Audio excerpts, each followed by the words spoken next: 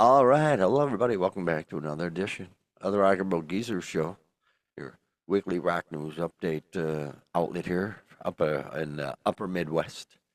A gloomy, rainy, dank. It's a dank day. It's a dank day, Doc. Dank day, Doc. Yeah, Indeed. yeah, it is, man. That's my co-host over there, Doc. Doc Fox. And I tell you what, Doc. Yeah, doggone it again.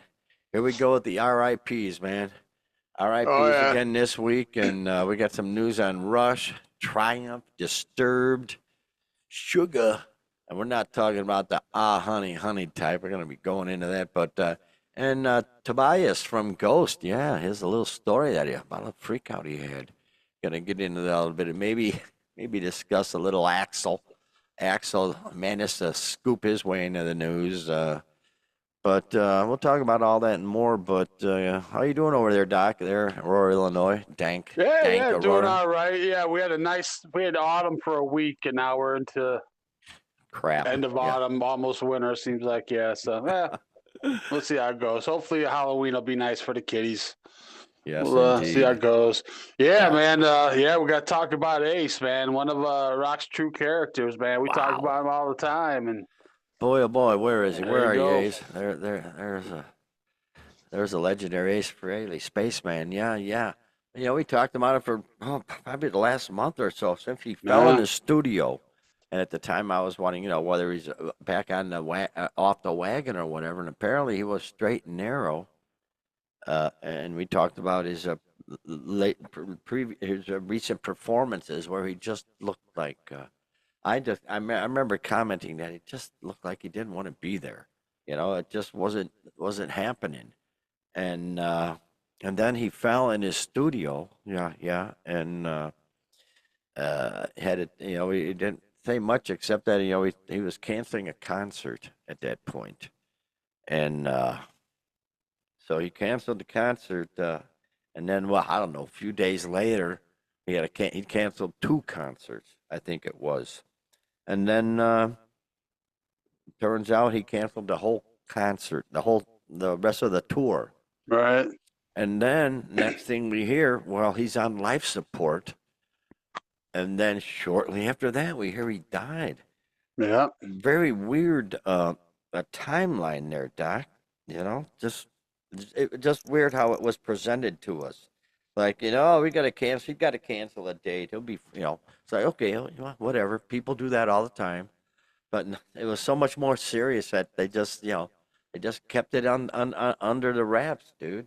Mm, Yeah, I kind of alluded to it at the time. This is not the first time we've seen this where they kind of cancel a show, cancel a couple of shows, cancel a leg of a tour, kind of expands to, accommodate and just don't pull through. And Ace didn't make it, man. wow. Dude, it's heartbreaking, man. A 13-year-old Doc is in devastated, man. This is, yeah, it's, I didn't realize just the level of influence he had on so many guitars. So many guitarists commenting online that he is the reason they took up guitar. I mean, so many of them. It's Oh yeah, a just certain generation, especially of hard rock guitarists. I mean, yeah, Ace was the guy for sure. I wow. mean, I was a I little mean, old at that point. Yeah, I had my Claptons and Hendrixes and Pages and whatnot. But yeah, he was like the part of the group, the next generation. The next right, group of right. That's the way heroes. I looked at it. You had the late '60s guitar gods, the guys you just mentioned, and then Mhm. between then and Eddie Van Halen, kind of Ace was kind of the Oh guy. I man, guess maybe Ted Nugent maybe in there too, but yeah, Ace was pretty much the guy, man. And amazing. he definitely had a. He was a character. I mean, he showed up to the audition for Kiss when he answered the ad, and he shows up wearing one red tennis shoe and one orange tennis shoe. I mean, right away, this guy's, a little different, Yeah. and yeah, he was just one of those characters. He had a different way of playing. Kind of had that. I don't know. It kind of took it from that blues, kind of blues riff kind of thing. Like Right. Clapton and those guys were doing, into more of what became hard rock. And kind of throwing a little New York street punk in there. Kind of. So yeah, Ace definitely had his own style, man. Pretty Definitely amazing. be Yeah. missed. Yeah. Yeah. I graduated in '74, and that's I think when they really hit they came out in Yeah. '74, I First believe. album was '73, so yeah. But that first live album, I've got it. I've played it to death. I thought that first live album was great. Uh, Turns out later on that they sort of redid a lot of the tracks in the studio, but it still sounded outstanding. And I'm glad to have heard it. But boy, Ace Frehley, man. Hey, Doc, you froze up over there just in case you're wondering. So Yeah, thanks. there We'll you be all are. right. There you are. You're back. Yeah. So there you go, man. Ace. And the thing is, I picked up an article here from Bruce. Is it Kulick? Yeah, Bruce Kulick, yeah. Who used to play with him, and he said he knew for 2 weeks what was going to happen. He said the Kiss band members basically knew they were told to just shut up.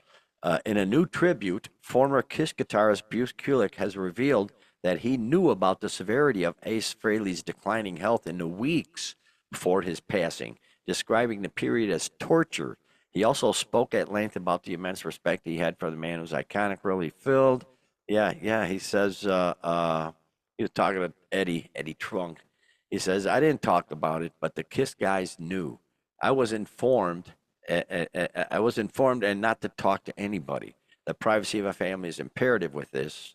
For me to know any day now, we would get the news of Ace's death, and I want the listeners to understand the torture of that when we are going to get that news. So, in a way, I was mourning the whole time, but when it actually was real, it was just completely awful, and it hit me harder than I ever thought. Really. So, wow. Yeah, so Yeah, they I mean, it'd almost be better not to know that he's in decline. But yeah, jeez. I'm sure the immediate circle kind of, they knew what was going on. And Ah, but yeah, honestly, this is kind of hitting me a little harder than I thought it would, man. I mean, it's kind of, I'm growing so up, Kiss was my band. They were my gateway drug, I guess, in the rock. and Hi-oh. and Ace is definitely the coolest in the band. I mean, for sure, he's the coolest guy. But yeah, Yeah, doggone and it. Doggone it. Ace, Spaceman, yeah. Yeah, a lot of great tributes and whatnot. But boy, this has been a heck of a year, Doc, for rock and roll, man. sure It's has. just been brutal. Gosh almighty. And here, speaking of that, man, here we go. Where is he? Doggone it. There he is. Sam Rivers. That's a great picture of him right there. That is a great picture right there. Sam Rivers. He was Limp Bizkit's bass player. Was only 48 years old and he passed away. Ay, ay, ay, ay. Yeah. The American nu metal band made a long, heartfelt announcement on Instagram, writing in part, today we lost our brother, our bandmate, our heartbeat. Sam Rivers wasn't just our bass player, he was pure magic. The pulse beneath every song, the calm in the chaos, the soul in the sound. So how about that, man? That's just well, apparently years ago, I believe he had a liver transplant. Yeah, right. In So, 2017, I believe. So gosh, I imagine it's related to that. I would just imagine. I'm guessing, yeah, but they're not saying direct cause, but yeah, you got to think it's something along those lines. But boy, yeah, he was one of the founding members of the band. He and Fred Durst worked at Chick-fil-A together in wow. Jacksonville, and decided to form a band together. And yeah, they were the founding members. So Did you say after the liver transplant, he was out of commission for a while and got back, joined the band again, and been with the band ever since up till now. So it's really sad, so? man. Wait a while. You're telling me Fred Durst worked at a Chick-fil-A? Yeah, he works at Chick-fil-A in Jacksonville, Florida, I Oh guess. Yeah. boy, wow, wow. Oh, I can't see that. He must have been at some point, been a good boy. Yeah. So that there you go. Doggone it. Yeah, and we saw. Did we see him? Yeah, You saw him. I I was. I didn't saw see him. him. Oh Yeah. yeah, that was great. That was a good time. Doggone it. You know, uh, oh boy, oh boy. So yeah, here we go. Yeah, not even that old, 48. And if it's from complications from his liver, man, that's dude, that's way, way too early, Probably. man. Yeah. My gosh. 48? Oh my gosh, man. Goodness gracious. Great balls of fire. So yeah, Limp Bizkit. they're they've got their little niche. They found a niche, so good for them, man. That's what bands need to do these days. Find a niche and just go for it. And holy schmookums, where is it? Where are they? There they are. There's the Rush Boys. Ah, wow. Well, well, of course, we talked. Did we talk about how? Yeah, we talked about how expensive the tickets were, Yeah. and how I wasn't gonna be able to fork out that kind of money for one concert. And I looked it up, and they're all sold out anyway. Every damn show of their original tour is sold out. And so, what do they do? By golly, headline from the good people of Blabbermouth. Rush expands their 50 something tour to 17 more cities. I wonder, yeah, if there's for sale, how long it's just going to take to just sell out the whole damn tour. Yeah, four dates in L.A., 4 dates in Fort Worth, Chicago, 4 dates, New York, Toronto. They're all sold out, sold out. Just amazing. Yeah, and all here Well, though. then Yeah, why did they have the week and a half in between, announcing the dates? I mean, obviously they had them in the works. They, Getty even said, "We'll see how it goes." You kind of knew that was an open-ended kind of deal there, and you knew some more was coming. they had They it. knew Well, they'd sell them out. I well, don't know. that's sort of exactly right. They had to know that they were all going to sell out. Maybe they just wanted to make sure before they pull the trigger. They Yeah. just wanted to make sure. But when they said everything, the whole damn thing's done and sold out at those outrageous prices, then yeah, they might as well go on. Boy, that's gonna do Annika Nils a ton, man. Boy, talk about getting famous immediately. Yeah. Right. Filthy rich, more than likely, with all the endorsements and whatnot. But yeah, they're gone Oh, over I'm the. sure Getty and Alex will pay her quite handsomely. I'm sure Oh, she'll oh be yeah, taken care of. Yeah. boy, oh boy, and yeah, they're going all over the place now, though. Montreal, Boston, Cleveland, San Antonio, Denver, Seattle, San Jose, Washington D.C., Uncasville. They're going to be in Uncasville, Kentucky, Doc. Uncas, that's great. I never heard of that. But it's a Mohegan Sun Arena, so it's going to be a doozy. Yeah, all over the place. Florida, New York. So yeah, they just tested the waters and then they dropped the big one. So man, oh man, good for them. Yeah. Oh boy, Rush. Yeah, good for them, man. You wonder how many folks, like from some of these other cities, bought tickets in Chicago or whatever, thinking that they're going to have to travel to see them. And then here a Oh, week and a half later, yeah, they're they're right in playing in my town. Uncasville. You're kidding? They're playing a mile down the road Yeah, I now. just bought Yeah, tickets to I gotta Chicago. fly to Chicago. Yeah, Oh, good call, Doc. Good call on that one. Yeah, I'd be a pisser. You know, right. oh, wow. Oh well, it's Rush. They can do what they want. Oh, I'm sure they'll have no problem selling them on the secondhand market. I'm sure. So, Oh boy, I can only uh, imagine StubHub and all that crap. Jiminy creepers. Yeah, I wonder how that lawsuit's coming against the Live Nation guy. I'd like to find out, see how that's going. yeah, we haven't heard any follow up on that. So, Yeah, I'm gonna have to look we into need that. to for sure. Yeah, speaking of Canada, I hate to. No, I'm just kidding. And Canada, trios from Canada. trios from Canada. It's Triumph, the triumphant triumph. Yeah, Canada's one of Canada's super trio bands. Yeah, been inducted into or they will be inducted into the Canadian Songwriters Hall of Fame. Eh? What do you think about that, Doc?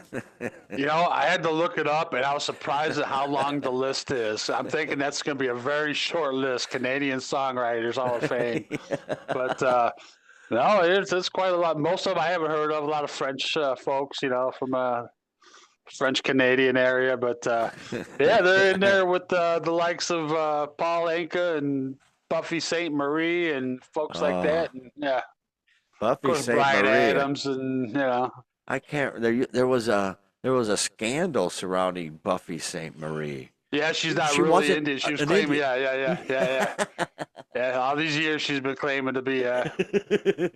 I know a few other people have been doing that. We will stay out of that though. I'll be darned. And I hated her singing voice. It drove me absolutely insane. Like, really, go buff out your chords or your vocal cords or something there, Buffet, St. Marie. So, yeah, so, Hard Rocker Triumph, baby. There are songs such as Magic Power, Fight the Good Fight, and Lay It on the Line. Yeah, those two, I don't, Magic Power, I've probably heard a billion times, but Fight the Good Fight and Lay It on the Line, I've heard a lot. So they've been chosen for the induction into the Canadian Hall of Fame. And the band is part of this year's Legends induction. Sounds like another one of those made-up categories, Doc. Right. Will be celebrated at an event at Toronto's blah blah on October. That was 4 days ago. Good, they're in. Once inducted, the band will receive permanent recognition at the Canadian Songwriters Hall of Fame, location at Studio Bell, home of the National Music Center in Calgary.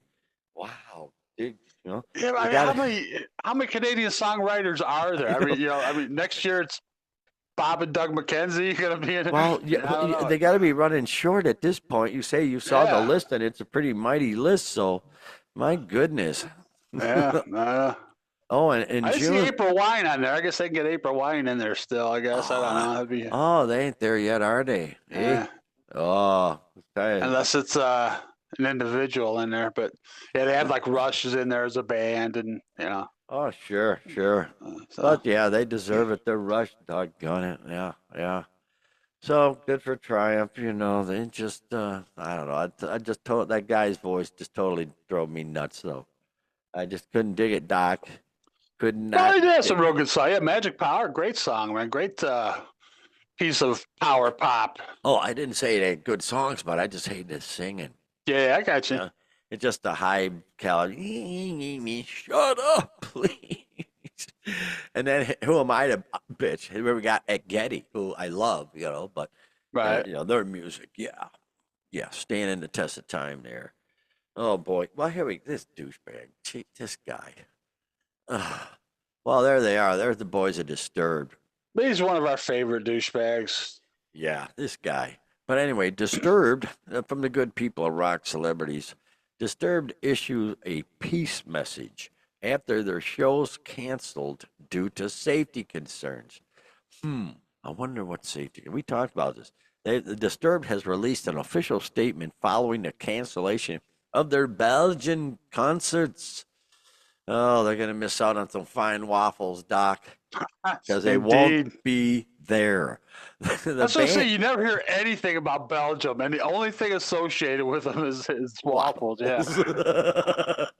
Well, they addressed the cancellation, which occurred after a Belgian local mayor cited safety concerns. In their statement, the band emphasized music's unifying power. From Antwerp, no doubt. Oh, gosh. Who, man? Twerp. Twerp from Antwerp. But the Belgium update, music is where all our differences fade into the background. Music has the power to heal, to inspire, and to bring people together. It's not about what divides us, the band says. We have always made it a point that at our shows, all are welcome, no matter what you believe. Hang on. The statement continues with a message to their fans. Everyone who comes to a Disturbed concert is accepted and loved. And he even cries for you. It's amazing.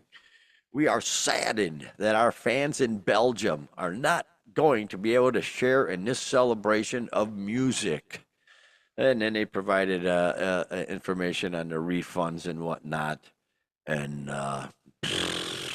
the cancellation decision comes after the mayor of Antwerp, Belgium, who determined that the concert poses potential security risks. The mayor's concerns centered on recent public statements made by, where is this guy? There he is, Dave Draymond, that were viewed as politically sensitive by local officials.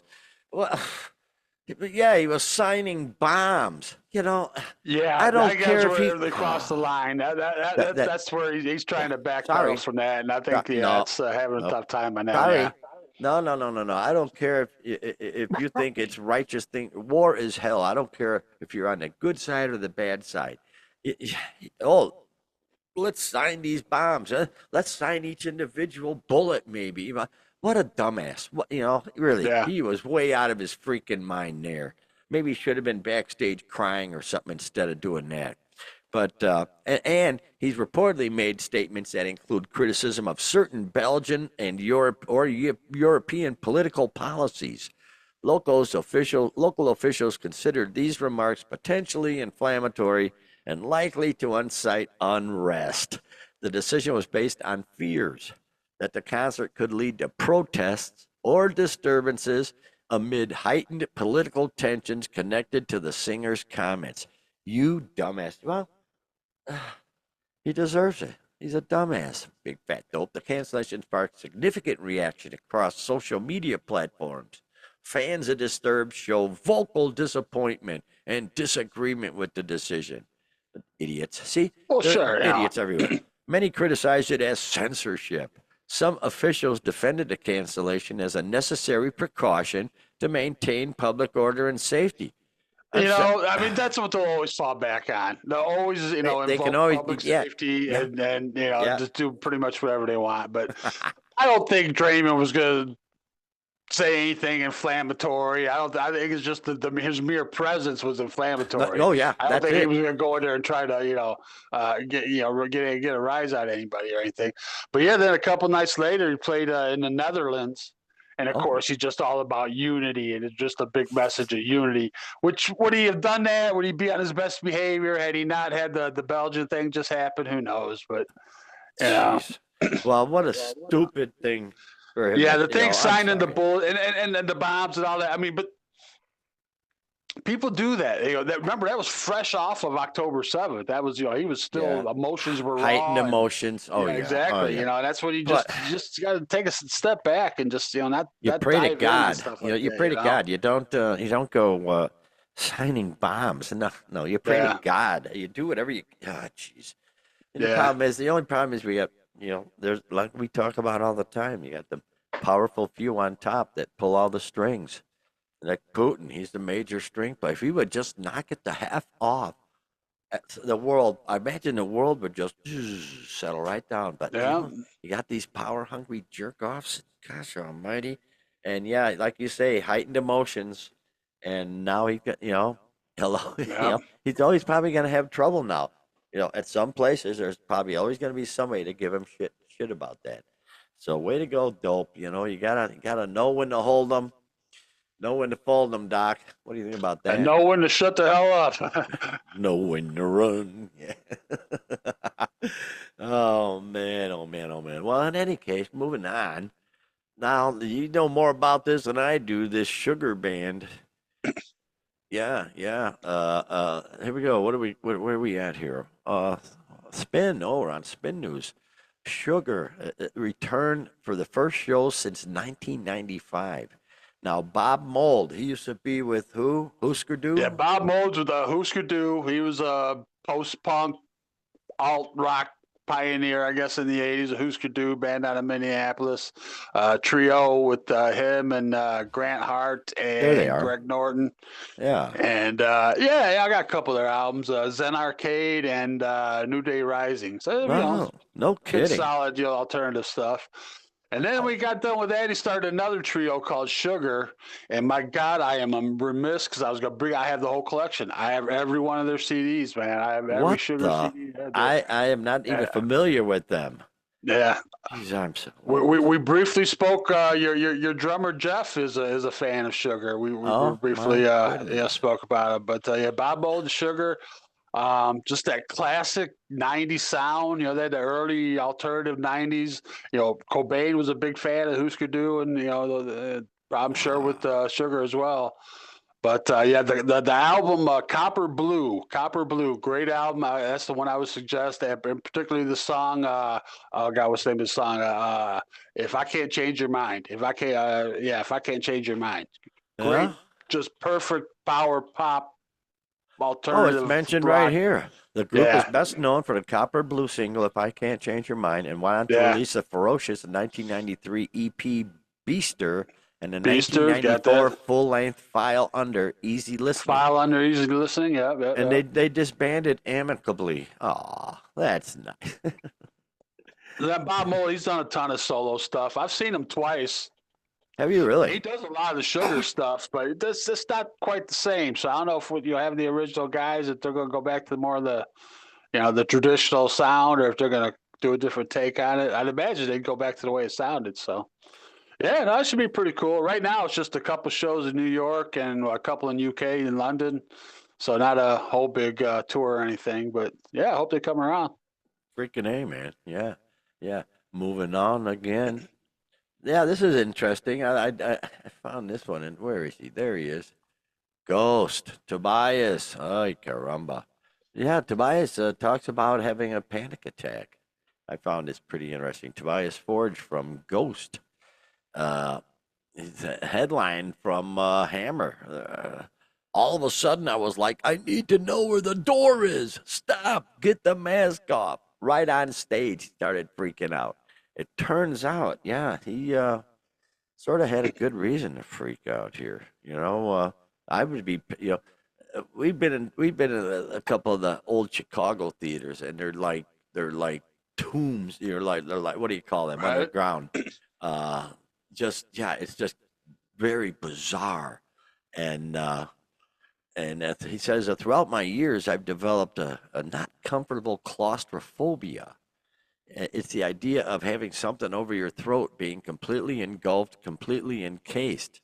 And then he talks about one of his situations. He says, it had never really happened to me before, but I was walking into this venue, and this is very close to the November 2015 Paris Bataclan shooting. He says we went into the venue, and it was raining outside.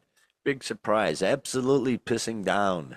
I was told there was only one entrance into the venue, and you had to walk in on the right side of the stage, past the stage, and then into the backstage area. So essentially, you couldn't get out. You were locked in. That was what I was told. And I didn't think of it until during the show when all of a sudden I was like, I need to know where the door is. I can't get to the door. Stop. Stop. Get this mask off. I had to get everything off, restart the whole show. As it turns out, there was in fact another exit to the Leeds venue that Forge hadn't been shown before the show. We had to have a guard come and show me. Lo and behold, there was another door, he reveals. There was absolutely a way out. And then it became a thing for future shows. I need to know where the door out is. I need to know how to get the heck out of here. And then we're good. So I can almost understand. Geez, especially if it's an old building. They're built like they ain't built to get Right. people out. Geez. So I can understand. I sort of understand the Well, yeah. situation. Once you got that in your head too, I mean, it's got to affect your performance. I would think. You're up there worrying about, Always in the back of your mind. whatever. Yeah, yeah. If you get trapped or whatever. And you think about that too. All these bands that wear the mask and different stuff like that. It probably sounds real cool when you're thinking it up. Oh yeah, man, we got this great idea for a band. Excuse me, great idea. We're gonna wear this. We're gonna look real cool. But then, yeah, you're like confined. Your peripheral visions. Everything, yeah, yeah, Yeah. the man in the Oh, iron mask. Ah! right. Yeah, and Forge adds that he's done hundreds of shows without any panic attacks since that night. I haven't had any problem with it. I know it works. I know how to deal with it. It's definitely in the back of your head that can happen, but it's just a panic attack. It's nothing dangerous. And he has previously acknowledged that to offset his claustrophobia, the current mask he wears on stage as Papa V Perpetua covers a lot less of his face, freeing his mouth and throat up. And Right. there you go. That probably helps a lot with his claustrophobia. So you know, yeah, good for I always recognize his songs. He's found a niche. I don't Right. know if it's the harmonies he uses or whatever, but yeah, he's a very distinguishable style of writing. And I don't know what. Not saying that's good or bad. I'm just saying I can understand. And Yeah. he's No, for sure. Yeah. and he's not coming anywhere near here. Oh well. That's fine. How close is he? Oh, he's going to Peoria. Okay. He's not even coming to Chicago. He's had enough of that sinkhole. Gosh almighty. Speaking of another sinkhole before we close out here, this guy here. This guy is Axel. Up to Axel. his old tricks, man. Man, this guy, yeah, you figured after all these years, he'd mellow out because he was a real pill back in the day, And let me see, where is it here? Where is he? Oh, no, it says here, Angry Axel is back. And sure enough, they show the video of him just going freaking bonkers on, well, his, his drummer's drum, his bass drum and he flings his microphone and storms off stage. Jeez. Yeah, And this is like the first song, right? yeah, it was. I like this. So the first comment here, this guy Bailey says, to be fair to him, he finished the song before going off. He also returned fairly quickly. Probably just needed a breath. He went backstage, took a moment, and came back out. Hardly the Axel of old. He has also been cool for the past 10 years with zero incident. He definitely must have had. All right. Yeah. Well, he says he definitely must have had some reason for going off this time. There's been other videos surfaced with him talking about sound issues with his in-ears and also their communications. Nobody's able to hear each other or him only be able to hear certain instruments too loud. I'd be frustrated too. Yeah, I talked to Roger Daltrey about that. It's a live performance. He's trying to put on a show and isn't able to do it. It probably was his in-ears. It all amounts to in-ears. I hate in-ears. I got in-ears, but I don't use them. I use that little old little bitty monitor on stage. That's all I need, brother. But yeah, he just this, yeah. Here we go. Yeah, all these comments. He is totally back. We got the old Axel back. Yeah, they're all yeah. Jeez, he's a legend. Oh, this is in Argentina. It's down in Argentina, by the way. So, ay, caramba. whoever that's worth, yeah. Here we go. Oh, then there's no talent POS, loser. Oh, see, they go everywhere. The comments go everywhere. Just put on a show. Jeez, I bet it was the in-ears. I hate in-ears myself.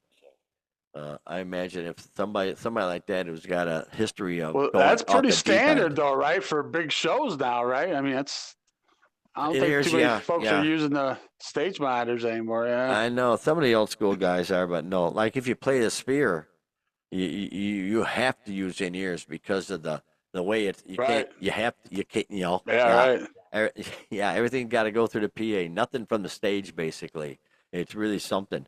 But Axel, we'll see. I don't have they been on tour long or they just start or I don't know. But Yeah, they're always on and off. It's hard to keep track, but all yeah. right. Well, he'll get over it. We'll see if he does anything more. We'll be sure to talk about it on the next episode. But yeah, pretty swift show today. But it's a gloomy, crappy ass day, and yeah, I just want to go sit and watch Paul Barton on YouTube. Paul Barton, yeah, he plays piano for elephants in the wild, and they dig it so much. Yeah. And speaking of YouTube, my gosh, there's I found a couple of interesting things. One of them is this. Did you check that out, Doc? Yeah. Yeah, that one. I'm not even going to mention. I'm not going to promote that at all. Just AI, just really going demonic. It's really, really just horrifying stuff. And then I find what is it? AI of Euphoria is the name of the YouTube site, and they put Elvis in a bunch of classic movies, and it's just horrible little 5-second scenes at a time or whatever, and some of them don't make sense because AI doesn't make everything perfect yet, but it's so funny.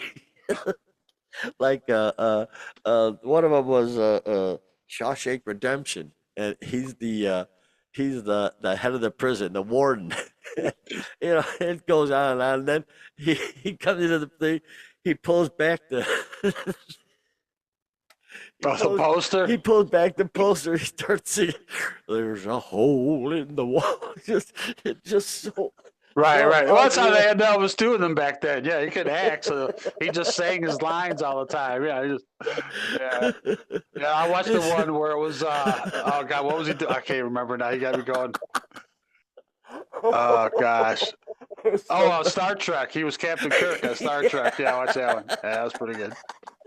Oh, so the sad thing though is, and I feel sad for Hollywood and the music industry because it's getting real good, real fast. AI is, and at some point, man, once you can't distinguish what's real and what's fake, we re- that's a real problem, man. That's going to be a Yeah, it is. real, Yeah, it real is. problem, Well, especially for the. what's getting me right now, I'm sure some of you see it on social media, on Facebook in particular, and you always see these dream tours coming up in 2026, and usually the line will be one last ride, and it'll be like this monster tour with like every artist you ever heard of, and Paul McCartney and Springsteen and Roger Waters and.